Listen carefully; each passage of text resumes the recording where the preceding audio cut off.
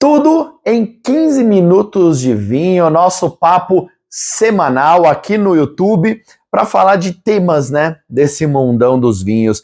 E um tema que eu gosto muito de discutir sempre é o uso da madeira, né, no vinho. É bom, é ruim, transforma o vinho para melhor, para pior, né? Esse é um tema que nós vamos explorar hoje aqui nos nossos 15 minutos. Tudo sobre vinho em 15 minutinhos. E eu tô aqui, antes de começar, eu tô aqui com vinho sem madeira, né? Eu tô aqui com um vinho muito bonito, um vinho branco com a uva Vermentino. Esse é um vinho da vinícola Abreu Garcia, lá de Santa Catarina, do Super Leonardo Ferrari, que faz esse vinho que eu adoro, né? E tô com ele aqui pro nosso papo sobre madeira. Um vinho sem madeira, né? Ah, Rodrigo, por isso então ele é pior? Nenhuma relação, né? Nenhuma relação. A madeira, ela não tem relação direta com a qualidade do vinho, né? Ela é uma ferramenta enológica, onde o enólogo pode trabalhar essa madeira, essa ferramenta, né? A madeira, como ele achar melhor. A melhor explicação sobre o uso de madeira, eu ouvi de um enólogo lá do sul, da Luiz Argenta, o Edgar Escorteganha, né? Um dos caras que manja muito de vinho nesse Brasil. E ele falou uma vez assim: a madeira, ela é uma ferramenta que possibilita a estruturação do vinho, a microoxigenação, né? Como consequência do uso dessa ferramenta, vem aromas e sabores, né? Veja bem, como consequência do uso, a madeira não pode ser a causa do uso, né? Ninguém, aqui eu sempre brinco, o pessoal dá risada, ninguém quer tomar um chá de pau, não é verdade? A gente quer tomar um vinho, que é essencialmente fruta, né? Com um bom frescor, uma maciez, e a madeira por trás, dando, claro, estrutura, permitindo uma microoxigenação e aportando, né, as suas características ali para o vinho, tá? Mas ela tem que vir, a madeira tem que ser sempre coadjuvante, a madeira tem que vir após a fruta do vinho, porque senão a gente perde a essência do vinho, né? Eu brinco aqui, o pessoal dá risada, às vezes eu falo aqui, você quer tomar um chá de pau? Pega um pau, põe na água, né? Ferve essa água e toma um chá de pau, né?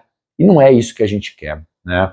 Agora, quando a gente pensa em madeira, a gente está falando de uma ferramenta que acaba afetando o vinho, o líquido, em alguns aspectos, tá? Eu acho que a gente pode resumir esses aspectos em 3, tá? Então nós estamos falando de cor. Quando o vinho passa pela madeira, ele vai ter uma alteração de cor. Por quê? Porque ele tem, no vinho tinto, as antocianas, que é a molécula que dá cor ao vinho, vai acabar se prendendo à madeira, né?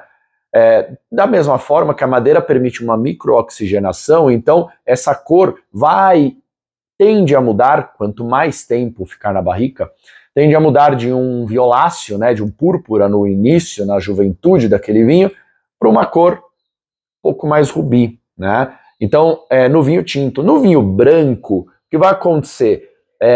A microoxigenação que se permite ali na barrica vai fazer com que o vinho evolua. O vinho branco evoluindo, ele vai escurecer. Então, normalmente, um vinho que passou por madeira, ele acaba tendo...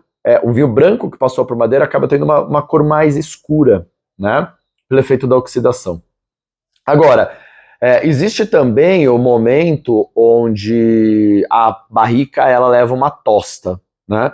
Pode ser sem nenhuma tosta, pode ser leve, média, alta, pode ser no fogo, pode ser no vapor, enfim, diversos tipos, né? Diversas nuances que fazem com que aquela madeira tenha uma característica diferente. Isso pode sim aportar cor também para o vinho, tá? Tanto no tinto quanto no branco, né? Então, muda a cor, né? Muda aromas. Talvez é o que a gente mais tem na nossa cabeça, né? A percepção da mudança dos aromas. Ele vai tanto mudar aromas primários, permitindo uma microoxigenação, permitindo uma evolução de uma fruta fresca para uma fruta mais madura, né? Aromas primários são aqueles aromas da própria fruta, cada uva tem a sua. Quanto também ele vai aportar aromas, né? Ele vai aportar aquele aroma de baunilha, de defumado, né? Um toque tostado. Tudo vai depender da onde vem a madeira e da onde e como ela é produzida, né? Eu já vou entrar aí em tipos de madeira, né? E o terceiro ponto que a gente tem que se atentar que a madeira muda é taninos. Né? O tanino é uma molécula adstringente, né? Uma molécula que causa secor, e essa molécula ela não é dádiva da uva somente. Né? Essa molécula existe em diversas frutas, como caju, banana e na madeira. Né? Então, se eu tenho um vinho tinto, por exemplo, onde eu já tenho bastante carga de tanino, houve uma extração maior de tanino, o tanino está na pele da uva, entre outros, né? Tá no pipo também, ali no carocinho, e tá no engaço, no caule ali também. Mas normalmente o produtor vai extrair esse bom tanino da pele da uva.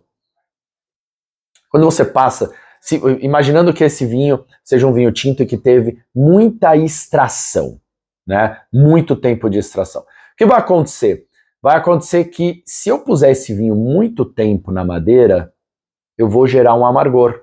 Porque o tanino é tátil, ele não tem gosto, não tem sabor, mas ele em excesso provoca o amargor, a sensação amarga. O tanino da madeira, da mesma forma. Então o que acontece é que se eu tenho muito tanino no vinho, eu acabo pondo numa madeira por um tempo mais prolongado, eu posso causar um amargor. Definitivo ou temporário, né? Se é um vinho que é para longevidade, é um vinho de guarda, esse tanino vai se arrumar, ele tem excesso e é bom porque o tanino é um dos ingredientes que dá corpo ao vinho, né? Agora, qual madeira que se usa tipicamente, né, na elaboração de um vinho? Tipicamente, as mais utilizadas, né, são as de carvalho. Tá? Existe o carvalho francês e o carvalho americano, né? São duas madeiras das mais usadas vinícolas afora. A madeira francesa, ela é menos porosa e ela acaba passando um aroma um pouco mais elegante ao vinho, né? Aromas que muitas vezes vão se conectar, a gente vai perceber ao longo do tempo. A madeira norte-americana, a madeira americana, na verdade, ela é mais aromática, ela é mais enfática, né? Então a gente vai sentir lá os defumados mais fortes, a gente vai sentir tabaco, a gente vai sentir coco queimado, né? Um dulçor de boca. Então a madeira americana acaba passando mais dessa característica para o vinho. Mas não são só as americanas e as francesas, né? A gente também tem carvalho húngaro, carvalho cáucaso, né? Carvalho russo, carvalho croata, enfim.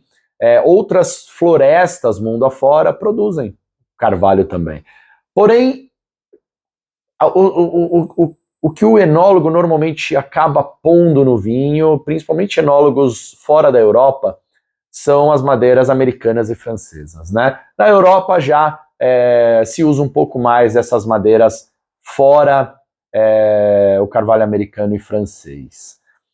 Existem outras madeiras que são utilizadas para a produção de vinho? Sim, né? Aqui no Brasil mesmo, né, tem alguns produtores que usam acácia, né, um toquezinho mais floral, uma flor branca.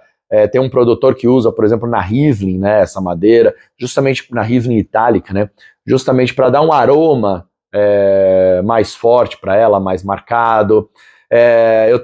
Eu estive na Valpolicella recentemente, em abril desse ano, de 2024, e eu visitei lá alguns produtores na Valpolicella que usam muita cerejeira, madeira de cerejeira, né? E aí aporta aquele toque da cereja para o vinho, né? Não tem escapatória, né? Então, a cerejeira também é uma madeira utilizada, o ipê, enfim, tem algumas outras madeiras que são utilizadas, mas nenhuma de forma tão enfática, tão duradoura, né, em termos de manter o uso dessas madeiras, do que a de carvalho americano e a carvalho francês, né? Então, elas são as mais utilizadas e acabam passando aí de geração para geração.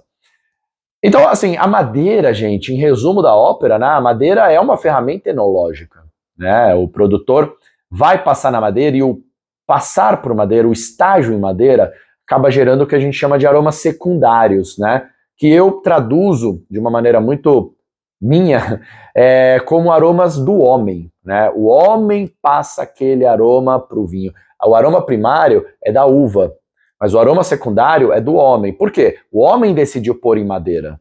O homem decidiu fazer batonagem, o homem decidiu fazer surli, enfim, malolática. Então é uma decisão do homem, uma decisão humana. E essa decisão vai aportar aromas e sabores para o vinho, né? Sem dúvida nenhuma. Então, quando a gente fala de madeira, a gente tem que entender sempre a madeira como os aromas e sabores da madeira como consequência do uso da madeira. A gente precisa perder, aqui no Brasil a gente tem muito, a ideia de que vinho bom passa em madeira. Não.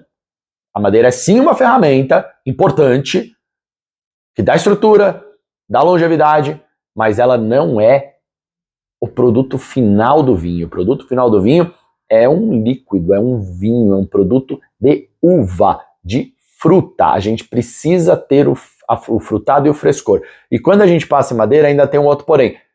Diminui a acidez, né? Por isso que vinho branco não é comumente passado em madeira, porque ele vai diminuir a acidez. Então o produtor tem que ter um tratamento diferenciado aí para essa madeira, tá? É isso. Um pouquinho aí do uso da madeira, compartilhando aí o que eu penso, né, sobre o uso da madeira e alguns quesitos técnicos também sobre o uso da madeira, tá bom? Tudo em 15 minutinhos de vinho, sempre às quartas-feiras aqui no canal, aqui no YouTube. Já aproveita, toca o sininho, segue, fica de olho nas nossas postagens e chama os amigos. Indica para os amigos o YouTube do Tudo e Vinho, o YouTube onde eu faço vídeos aqui para vocês, falando um pouquinho sobre esse mundão delicioso dos vinhos. Tá bom? Cheers, até o próximo episódio, quarta-feira que vem. Salute!